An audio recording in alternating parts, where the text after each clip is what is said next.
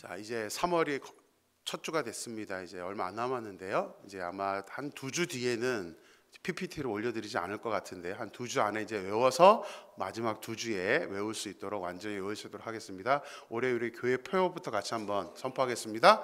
교회여 일어나라, 말씀으로 일어나라. 이제 쉐마입니다. 이스라엘아 들으라, 우리 하나님 여호와는 오직 유일한 여호와이시니 너는 마음을 다하고 뜻을 다하고 힘을 다하여 내 하나님 여호와를 사랑하라.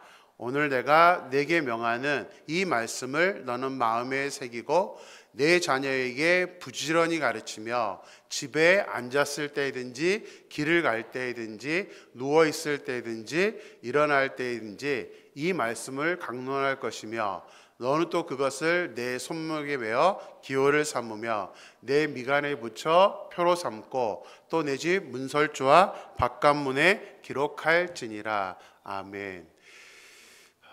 우리 어르신들이 주일 예배 후에 이제 같이 커피 타임을 가지실 때 우리 서로들 그러신다고 제가 정보를 들었습니다.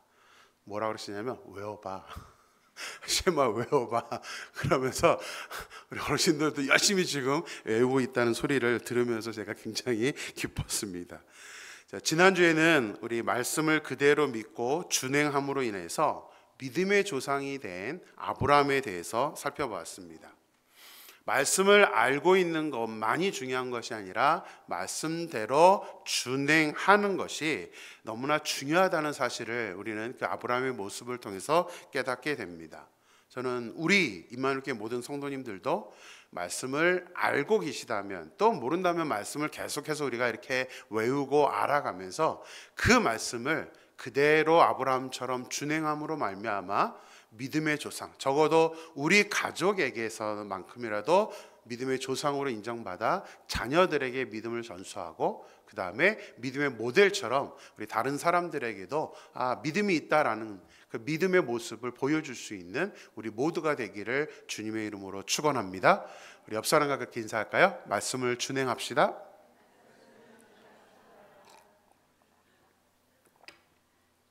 자, 원래 성경이 기록된 언어는 한글이 아닙니다. 그죠? 구약은 무슨 언어로 기록되어 있죠? 히브리어. 신약은요?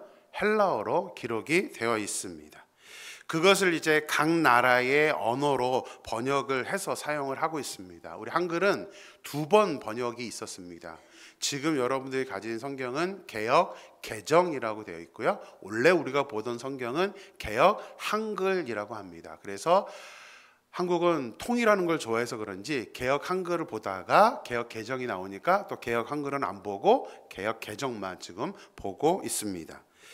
우리나라만이 아니라 다른 언어들도 다 번역을 하죠. 각 나라의 언어로. 그래서 영어는 번역본이 굉장히 많습니다. NIV, 킹 제임스 버전 이렇게 여러 번역본들이 있는데 자, 아무래도 번역 성경들은 원어의 의미를 100% 똑같이 담을 수는 없습니다. 왜냐하면 시제도 다르고 어법도 다르기 때문에 있는 그대로를 100% 옮긴다는 것은 거의 불가능합니다. 그러다 보니 많은 목사님들, 저도 그렇지만 설교를 하다 보면 자꾸 뭐를 인용하죠? 원어를 인용합니다. 원래의 히브리어 뜻은 무엇인지 헬라어의 뜻은 무엇인지를 인용을 할 수밖에 없습니다. 왜냐하면 한글 성경으로 이해가 안 되는 부분들이 있기 때문에 이제 그렇게 번역을 한 것을 좀 수정해서 원어의 뜻을 설명을 하고 있습니다. 근데 많은 분들이, 여러분들도 마찬가지지만 원어 성경의 의미를 글씨는 못 읽지만 그래도 번역을 해주니까 어떤 단어가 있다라는 것은 알고 있습니다. 그런데 한글 성경에는 없는데 히브리 성경에는 기호가 있다는 사실을 들어본 적이 있으신가요? 기호. 이 기호라는 게 뭐냐면 어떤 의미를 변화시켜 주는 건 아니고요. 우리 좀 전에 찬양대 찬양했죠. 찬양대 악보를 보면 그 악보 안에 여러 기호들이 있습니다. F라고 써 있는 건 뭐죠? 포르테라고 해서 크게 불러라. P로 써 있는 거는 피아노 그래서 조그맣게 불러라. RIT 그래서 리타르단도라고 써놓으면 점점 느리게 불러라. 뭐 이런 음악적인 기호의 신호들이 있는데 히브리어는 모두 27개의 기호가 있습니다. 그래서 히브리 성경을 직접 보지 않는 분들은 이 교회의 모양을 잘 알지는 못합니다. 그리고 목사님들도 굳이 이걸 갖고 설교를 하지는 않습니다. 왜냐하면 그냥 어떻게 읽어야 되는 부분이기 때문에, 운율의 효과이기 때문에 굳이 이것을 설명하지는 않습니다.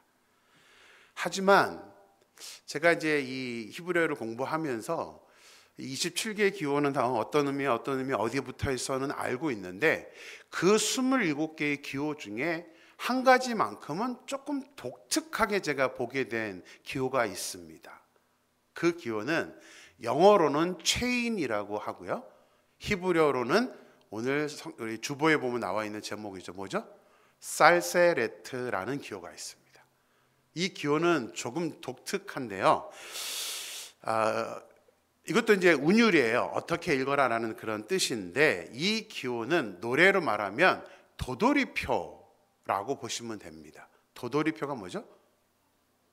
반복해서 다시 읽으라는 얘기입니다. 그 부분을, 그래서 이 단어 한 단어에 붙는데 이 기호가 붙으면 그 단어를 다시 한번 읽어라. 그럼 왜 다시 한번 읽으라고 그럴까요? 나와버렸네요. 같이 한번 읽어볼까요? 시작. 다시 한번 본문을 생각하고 깊은 의미를 알기 위해 반복해서 읽으라. 우리 방송실에서 빨리빨리 지금 해줘가지고 제가 설교하는데 조금 긴장하게 돼요. 자, 다시 한번 본문을 생각하고 깊은 의미를 알기 위해서 반복해서 읽어라. 그러니까 그만큼 뭐죠? 중요한 의미가 있다는 거죠. 그래서 저는 이제 3월 마지막 이제 말씀으로 일어나라는 이 3월 마지막 한 달을 무엇을 놓고 이렇게 말씀을 전할까 하다가 작년부터 계속해서 생각했던 것 중에 하나가 이 살세레트 기호를 여러분들에게 한번 말씀을 전해야겠다라고 생각을 했습니다. 들어보신 적 있으신가요? 앞으로도 없을 겁니다. 그렇기 때문에 이번 3월 달에 여러분들이 잘 한번 들어보신 다음에 왜 그럴까를 생각하시면 됩니다. 이 기호는 먼저 룰이 있습니다. 동사에만 붙습니다. 동사에만 붙고요. 또 하나는 모세오경에서 딱 구약성경 전체 중에서도 모세오경에 4번만 기록되어 있습니다. 딱 4군데 기록되어 있기 때문에 3월 한 달, 딱 4달, 한 달 안에 될 것 같아서 제가 그렇게 편성을 했습니다.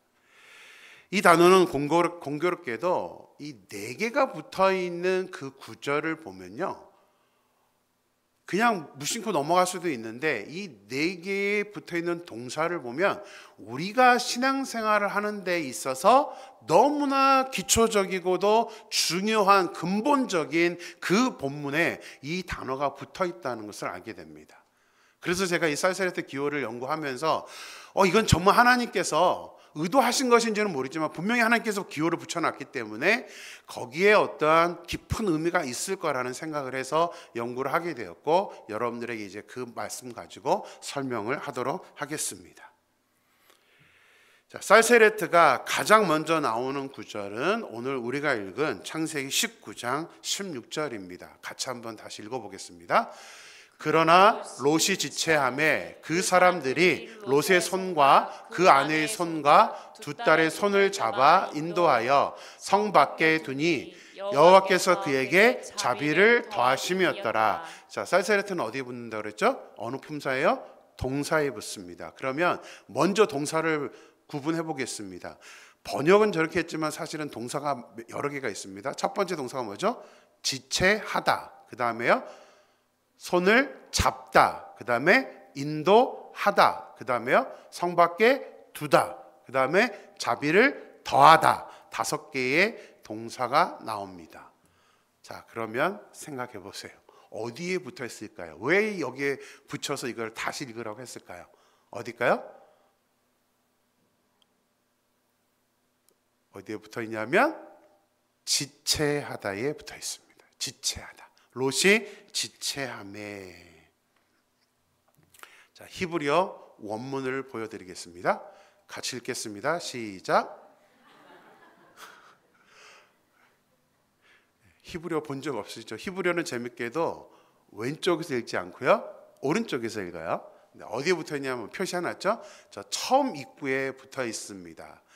첫 단어가 뭐냐면 히브리어로 바이트 마흐마흐라는 단어입니다. 빨간색이 나와줘야 돼요. 바이트 마으라는 저 단어에 붙어 있는데 크기 한번 보여드리겠습니다. 자, 기호가 붙어 있죠? 어디에 붙어 있어요? 이상하게 생긴 단어 위에 붙어 있죠. 맴이라는 단어인데요. 제가 별표를 3개 해놨는데 까먹고 5개를 했어야 되는데, 별이 5개 이래야 되는데 3개만 그냥 해놨습니다. 어떤 모양으로 돼 있어요? 이렇게 돼 있죠. 그래서 영어에서 저거를 체인이라고 하는 이유가 약간 체인 모양이어서 그렇게 이름을 붙였습니다. 저 단어 위에 이제 살세레트 기호가 붙어. 전 히브리어 성경을 그대로 제가 복사해 와서 이렇게 붙여 놓은 겁니다. 그러니까 성경을 보면 저렇게 기호가 붙어 있습니다. 자, 그렇다면 왜 저 단어에 바이트 마으라는 단어에 이 살세레트 기호를 붙여놨을까요? 하나님 무슨 의미로 이 지체하다는 단어를 이렇게 우리에게 반복해서 읽으라고 하신 걸까요? 자, 이 이야기는 아브람과 조카 롯이 하나님의 부름을 받고 갈대아 우르에서 떠나서 하나님이 지시하신 가나안 땅으로 오게 되는 것이 우리 지금 새벽 예배에 우리가 큐티로 하고 있는 내용이었습니다. 근데 이 아브람과 롯이 애굽에 갔다가 돌아와서 풍성하게 돌아왔습니다. 너무나 이제 많은 재산이 늘어나게 되다 보니까 어떤 일들이 생기냐면 종들끼리 싸우는 일이 발생을 하게 됩니다. 그래서 서로 이제 헤어지자, 같이 있을 수는 없다라고 이제 흩어지는 일이 일어납니다. 그때 아브람은 롯에게 양보를 하죠. 네가 원하는 땅을 구하라, 먼저 선택해라. 그때 롯이 구한 땅이 어디였죠? 소돔과 고모라 땅이었습니다. 소돔과 고모라 땅. 왜요? 물이 풍족해서요. 이 목축하는 사람이기 때문에 물이 많은 것이 너무나 중요했기 때문에 롯은 다른 거 보지 않고 물이 많다는 그것만 보면서 소돔과 고모라 땅을 봤습니다. 그 땅이 어떤 땅인지는 생각하지 않았습니다. 근데 성경에 그 땅에 사는 사람들이 어떤 사람인지를 하나님이 말씀해 주셨습니다. 창세기 13장 13절 같이 읽을까요? 같이 읽습니다. 소돔 사람은 여호와 앞에 악하며 큰 죄인이었더라. 하나님은 소돔 사람이 악하고 죄인이라서 그 땅을 이제 멸망하기로 결정을 합니다.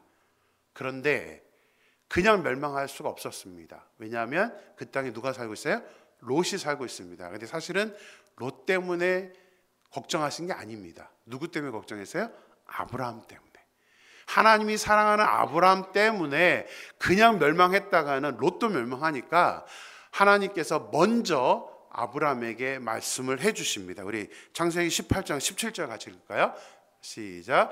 여호와께서 이르시되 내가 하려는 것을 아브라함에게 숨기겠느냐. 이미 새벽 예배 때 이 본문 갖고 말씀을 드렸었습니다. 저는 이 본문을 보면 참 아브라함이 부럽습니다. 왜요? 하나님께서 내가 하려는 계획을 청기누설을 하는데 누구한테는 안 숨기겠다는 거예요? 아브라함한테는 안 숨기겠다. 제가 그날 설교하면서 새벽 예배 때 하나님 저는 이런 존재가 되면 안 되나요? 저는 좀 그렇게 말했습니다. 저에게도 좀 비밀 좀 말해주세요. 우리 비밀을 말할 때는 어떤 관계일 때 비밀 말하죠? 정말 믿을 수 있을 때, 그죠? 그냥 일반적인 이야기가 아니라 비밀을 말할 때는 보통 관계가 아니면 말을 할 수가 없습니다. 우리 말하면 꼭 나타나는 현상이 있죠. 이게 또 돌고 돌잖아요. 그렇기 때문에 정말 소중한, 내가 이것은 우리 그런 말 많이 하죠. 무덤까지 가지고 가자. 그죠? 절대 이거는 발설되면 안 돼. 그러니까 이렇게 말할 수 있는 그 대상은 정말 깊은 관계가 아니면 할 수가 없는 일입니다. 근데 이게 누구였어요? 하나님께는 아브라함이었습니다.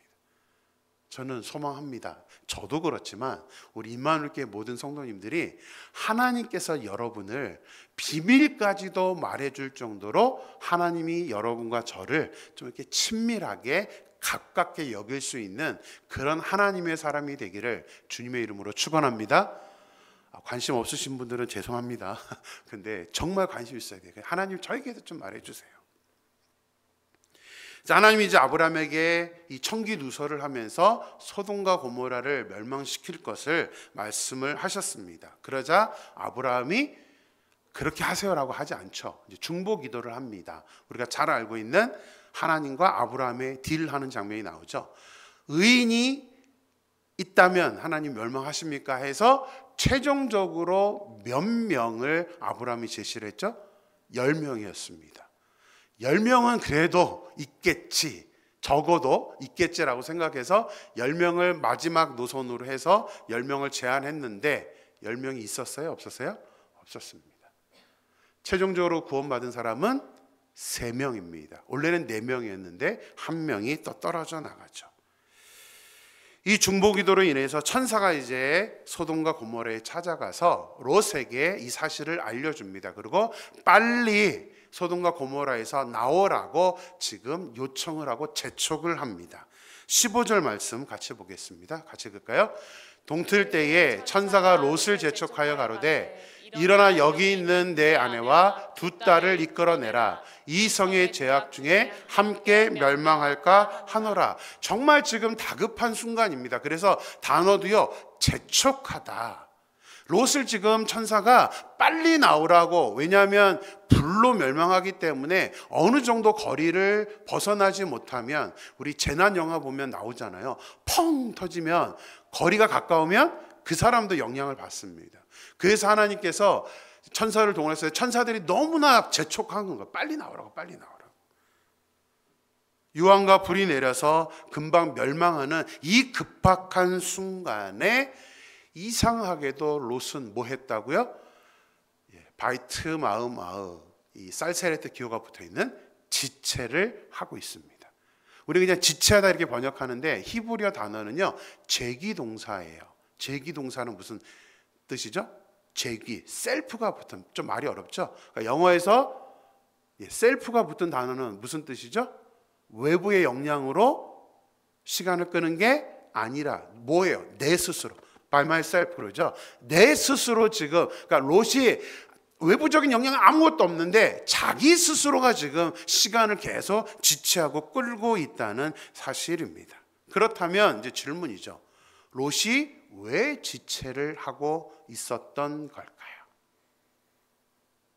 여러분들은 이제 구역 예배 이번 주 없기 때문에 제가 이제 매주 저는 교재를 만들어서 청년들은 이제 매주 셀 모임을 하는데요. 그때 이제 이 질문이 나옵니다. 롯이 왜 지체를 하고 있었을까요? 무엇 때문에요? 재산 때문입니다. 재산 때문에. 롯은 처음 소돔과 고모라 땅을 갈 때도 물질적인 개념 가지고 소돔과 고모라를 선택했습니다. 근데 중간에 다 빼앗겼습니다. 그리고 다시 왔는데도 여전히 롯은 이 재산 문제를 너무나 소중하게 여기고 있었습니다. 물이 풍성한 그 소돔과 고모라에서 이 롯이 누리고 있던 게 너무 많았습니다. 새벽 예배 때 말씀드렸지만 롯은 물질적인 풍성만 누린 것이 아니라 그 성문, 재판을 하는 자리에서 롯은 소돔과 고모라 사람들을 재판할 수 있는 재판관의 위치에까지 올라가 있었습니다. 그러다 보니 롯이 소돔과 고모라의 미련을 떨쳐버릴 수가 없었던 것입니다. 과거에는 재산이 뭐예요? 지금처럼 뭐 통장에, 지금 만약에 불이 난다 그러면 우리 나와도 됩니다. 빨리 나와야죠. 왜요? 재산에 대한 미련을 떨쳐버릴 수도 있습니다. 물론 집은 아깝지만 우리의 현금들은 통장에 있기 때문에 간단한 것만 채워서 나오면 됩니다. 근데 구약은요, 다 집에 있는 거 싸갖고 나와야 되거든요. 그러다 보니 롯이 지금 계속 지체하는 이유는 이 모든 물건들을 어떻게 끌고 나올 것인가에 대한 관심 때문에 그렇습니다. 질문을 드립니다. 재산이 귀합니까? 생명이 귀합니까? 정말 바보 같은 질문이죠. 저는 재산이 귀한데요, 이렇게 생각하시는 분 계십니까? 뭐 누구라도 생명이 귀하죠. 그래서 우리 어떤 병이 생겨서 뭔가 필요할 때는 돈을 다 쓰는 한이 있더라도 뭐예요? 생명을 구하죠. 이 건강을 회복하는 게 최우선이 당연히 생명의 귀중함입니다. 그런데 지금 롯은 생명을 조금 덜 귀하게 여긴 것 같아요. 뭐 때문에? 재산 때문에 지체를 하고 있었던 상황입니다. 소돔성의 풍요로운 그 물질적 생활 속에 살다 보니까 롯은 이제 물질이 자신의 삶의 중심이 되었고, 제가 보기엔 조금 더 넘어가서 물질의 노예가 되어서 살아가고 있었던 것이 롯의 모습이 아니었나 생각됩니다. 그런데 이것이 롯에게만 나타나는 모습일까요? 우리는 상관이 없는 모습일까요? 여러분은 자신 있으십니까? 나는 롯처럼 그렇게 지체하지 않을 겁니다 라고 자신할 수 있으신가요? 내 생명이 더 귀중하기 때문에 단순한 목숨이 아니라 하나님께서 주신 나의 영원한 생명, 이 세상의 생명은 잠깐입니다. 결국은 우리가 천국에 가서 하나님의 나라에 가서 영원한 생명, 영생을 누릴 것인데, 지금 여러분은 어디에 더 투자하시고 더 많은 관심을 두고 계십니까? 이 세상에서의 물질입니까? 이 세상에서의 삶입니까? 아니면 영원한 삶의 그 모습입니까? 여러분들, 나는 롯과 같지 않습니다 라고 자신할 수 있습니까? 저 역시도 아무리 이렇게 설교하지만 저 역시도 연약합니다. 저도 물질이 필요하고 그 물질 때문에 어떻게 해야 되는지 저도 고민하면서 살아가는 어쩔 수 없는 연약한 인간입니다. 그래서 오늘 이 본문 말씀이 참 필요하다는 생각을 합니다. 제가 마커스와 조금 이제 개인적인 관계가 있어서 마커스 영상들을 자주 보는데요. 이 마커스 영상을 보다 보니까 옛날에 불렀던 찬양을 이제 좀 현대적인 리듬으로 바꾸어서 이렇게 부른 찬양을 하나 이렇게 찬양하는 것을 아주 유심 있게 봤습니다. 야, 이거를 저도 거의 들어보지 못했다. 아주 어렸을 때 저희 어머니가 그냥 흥얼흥얼거리던 그 찬양이었는데, 이 곡을 부르는데 청년들이 와서 그 집회 때, 이 찬양을 막 부르는 거예요. 되게 이제 좀 감동이 되고 은혜도 됐는데, 문득 그 찬양을 따라 부르다가 이 가사를 가만히 이렇게 제가 생각해 봤는데, 이 청년들이 이 찬양의 가사를 정말 알고 부르는 걸까? 라는 생각이 갑자기 들었습니다. 여러분들이 아실까 모르겠습니다. 한번 제가 찬양을 보여드릴 테니까 아시면 한번 같이 불러볼까요? 죄 많은 이 세상은 내 집 아니네 라는 찬양입니다. 아십니까? 아시는 분들은 한번 저랑 같이 불러보시고요. 모르시는 분들은 가사를 보고 한번 따라가 보겠습니다. 죄 많은 이 세상은 내 집 아니네. 내 모든 보화는 저 하늘에 있네. 저 천국 문을 열고 나를 부르네. 나는 이 세상에 정들 수 없도다. 오 주님 같은 친구 없도다. 저 천국 없으면 난 어떻게 하나. 저 천국 문을 열고 나를 부르네. 나는 이 세상에 정들 수 없도다. 저보다 나이 많으신 분들이 꽤 많으신 것 같아요. 다들 따라 부르시는 거 보니까요. 저도 어렸을 때 몇 번 들었던 기억이 납니다. 자, 지금 우리가 같이 부르긴 했는데요. 가사 다시 한번 보여주세요. 그냥 노래 찬양으로서가 아니라 가사를 잘 생각해 보시면요, 죄 많은 이 세상은 내 집이 아니네. 그 다음 가사요, 내 모든 보화는 저 하늘에 있네. 우리 보화가 어디에 있죠? 내 손에 있잖아요. 근데 뭐라고 고백해요? 내 모든 보화는 저 하늘에 있네. 그 다음에요, 저 천국문을 열고 나를 부르네. 나는 이 세상에 정들 수 없도다. 지난주에 찬양 세미나를 했습니다. 그때에 한 분께서 저에게 끝나고 그런 고백을 하십니다. 이제 제가 자꾸 찬양 세미나 때도 이 찬양의 가사를 어떻게 우리가 이렇게 생각해야 되는지에 대해서 포커스를 굉장히 많이 갖고 이렇게 세미나를 했었습니다. 근데 그분이 그런 얘기를 하세요. 목사님, 저는 제일 무서운 찬양이 하나 있습니다. 뭐예요? 그랬더니 마라나타. 마라나타 주 예수여. 마라나타의 뜻이 뭐예요? 예수여 어서 오시옵소서. 그 얘기는 뭐예요? 우리가 빨리 종말하기 원합니다. 네, 빨리 죽기 원합니다. 이런 뜻이에요. 여러분들은 어떠세요? 마라나타라고 외칠 수 있는 분 계시나요? 있어요? 빨리 예수 오셨으면 좋겠어요. 네. 나는 이 세상에 정들 수 없도다. 이제 한글은 이렇게 번역했는데 원래 영어의 가사는요, This world is not my home이라는 뜻입니다. 이 세상은 내 집이 아니야. 우리 집은 천국에 있기 때문에 하나님, 저 여기서 많은 거 누리고 살지 않아도 됩니다 라는 고백의 찬양이 이 찬양입니다. 여러분들 지금 찬양 부르셨지만 정말 그렇게 고백하실 수 있으신가요? 설교를 준비하면서 이 찬양 말고 어렸을 때, 요즘은 많이 안 부르는 것 같은데 어렸을 때 저도 찬송가에 있는 이 찬양을 굉장히 자주 불렀던 기억이 납니다. 자, 찬송가 94장에 주 예수보다도 귀한 것은 없네, 아시죠? 이 찬양도 우리 한번 가사 잘 생각하시면서 같이 한번 불러보겠습니다. 주 예수보다도 귀한 것은 없네, 이 세상 부귀와 바꿀 수 없네, 영축은 내 대신 돌아가신 그 놀라운 사랑 잊지 못해. 세상 즐거움 다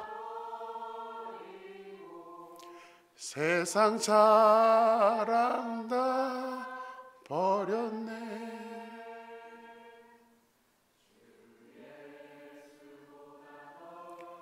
귀한 것은 없네, 예수밖에.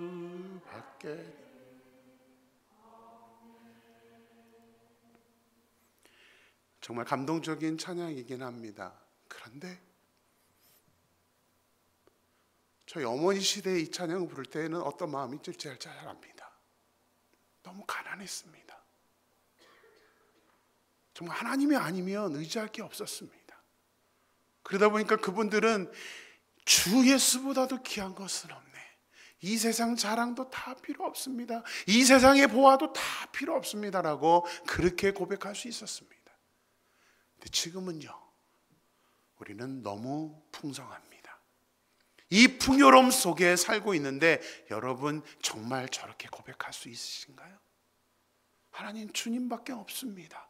주 예수보다도 귀한 것은 없습니다. 이 세상 거 아무것도 저에게 필요 없습니다라고 고백할 수 있습니까? 저는 그렇게 고백할 수 있어야 되는 것이 우리 임마누엘 교회에서 제가 신앙생활을 하면서 저와 여러분이 누리기를 원하는 믿음의 성장된 모습입니다. 저도 그렇게 정말 고백하면서 살고 싶습니다. 정말 하나님, 물질 생각하지 않고 그렇게 살고 싶습니다라고 고백하기를 원합니다. 제가 아무리 목사지만 저 역시도 이 부분에 약하기 때문에 저 찬양을 다시 들을 때마다 저는 하나님께 죄송합니다. 하나님, 저는 그렇게 지금 살고 있지를 못합니다.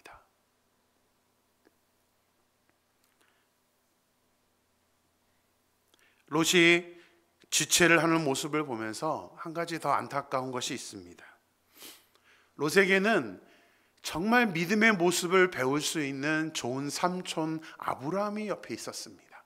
물론 이제 소돔과 고모라 땅을 결정한 후에는 흩어졌지만 그래도 그 흩어지는 과정 속에서도 롯은 아브라함, 자기 삼촌의 모습을 보면서 믿음이 뭐지? 어떻게 살아야 하는 거지? 라는 것을 잘 배울 수 있는 기회가 있었습니다.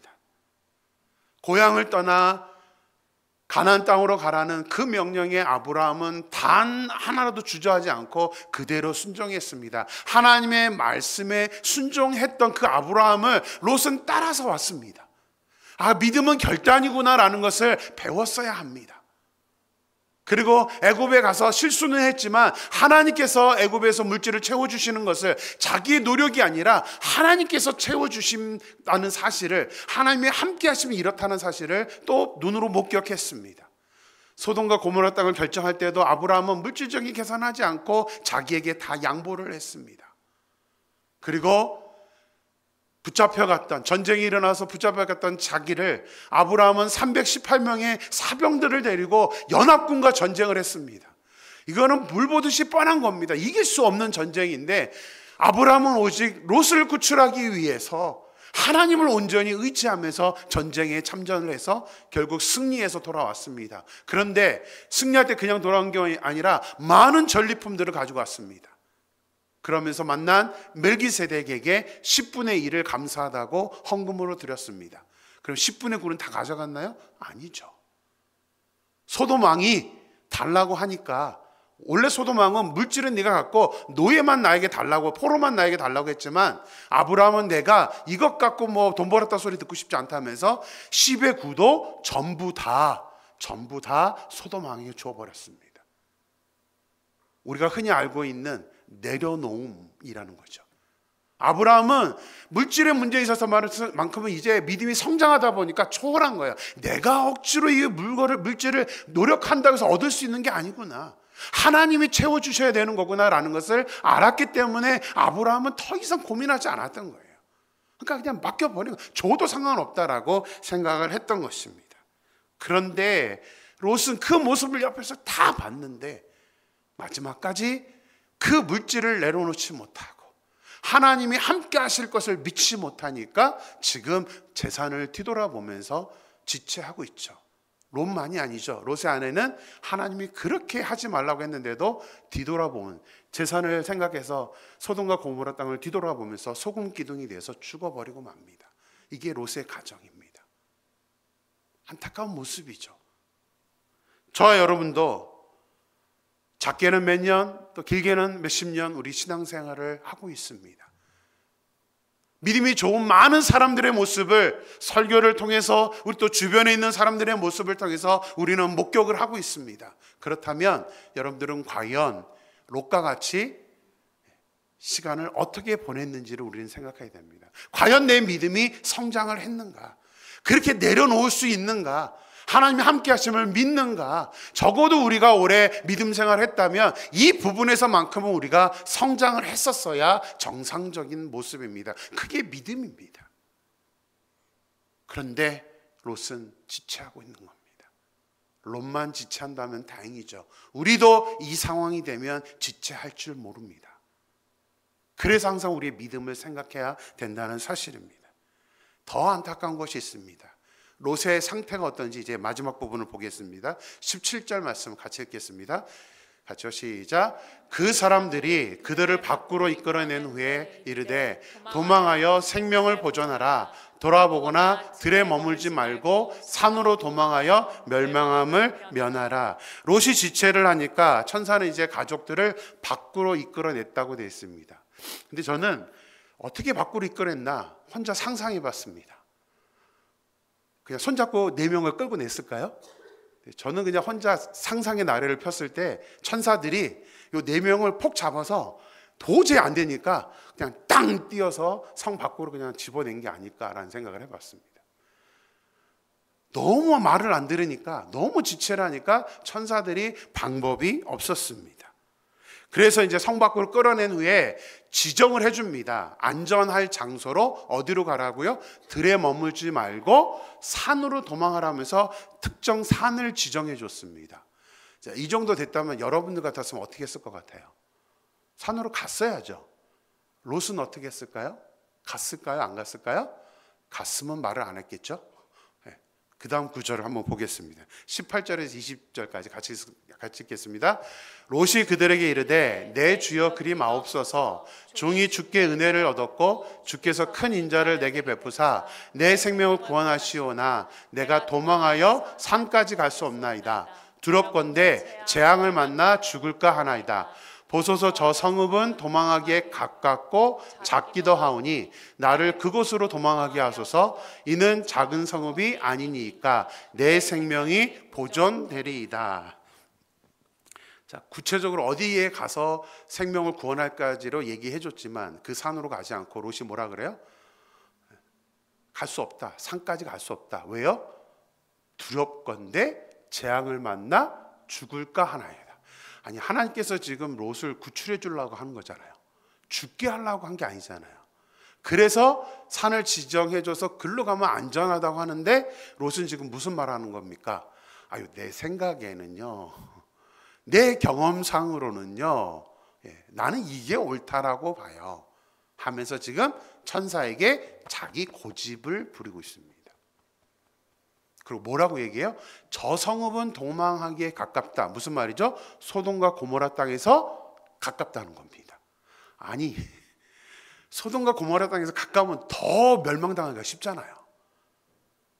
이성적으로 봐도 소돔과 고모라만 멸망하는 게 아니기 때문에 그 옆에 성이면 당연히 그 성읍도 멸망당할 건데, 지금 자기 판단, 자기 기준으로 저기는 안전하다니까요.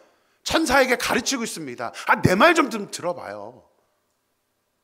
당신 뭔가 모르나 본데 내 생각이 맞아요 하면서 지금 억지 주장, 고집을 부리고 있다는 사실입니다.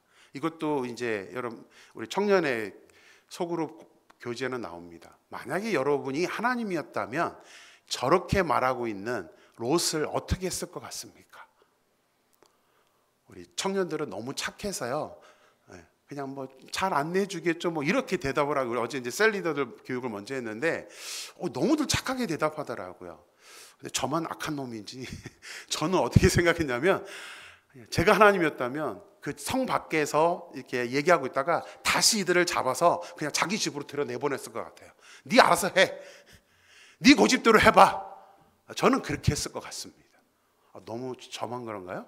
다들 좀 착하게 저 사람 뭐야 이렇게 쳐다보시는 것 같은데, 아니요, 이게 참 너무 어이가 없잖아요. 자기 구원해 주는데. 자, 그러면 이후에 롯을 보겠습니다. 그럼 소알 땅에서 잘 지내고 있었을까요? 잘 지내고 있었다면 또 더 말을 안 하겠죠. 자, 그 다음 구절은 30절 한번 같이 보겠습니다. 같이 읽을까요? 롯이 소알에 거주하기를 두려워하여 두 딸과 함께 소알에서 나와 산에 올라가 거주하되 그 두 딸과 함께 굴에 거주하더니, 결국에 어떻게 합니까? 어디로 가요? 산으로 가요. 어디 산? 처음에 천사가 말했던 그 산입니다. 처음 천사가 얘기해서 안전할 거라고 했던 그 산에 자기가 고집 부리고 소알로 갔다가 생각해 보니까 여기도 안전할 것 같지 않으니까 천사가 말했던 대로 다시 또 그 산으로 올라가고 있는 모습을 보게 됩니다.